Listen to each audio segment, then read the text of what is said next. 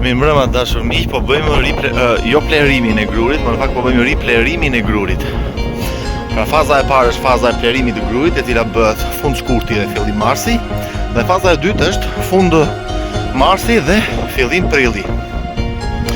Duhet bëhet kujdes gjatë fazës së parë të plerimit të drithave, pra të grurit, zakonisht përdoret ure, e cila bën stimulimin e zhvillimit të bimës përmes ngrohjes së tokës dhe normalisht ushqyerjes së sistemit rënjor të bimës. Ndërsa riplerimi si koncept aplikohet në masën 60%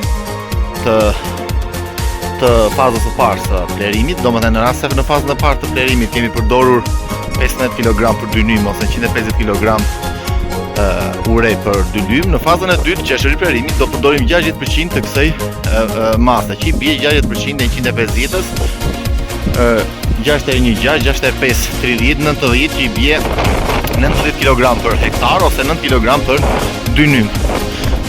Riplerimi është korrektus, po ta vini re, ja, shikoni, megjithëse këtu nuk, domethënë ecuria është shumë e mirë e grurit, por ja, ka njolla të verdha, pra ka akoma kërcej të grurit, të cilët janë akoma të dobët.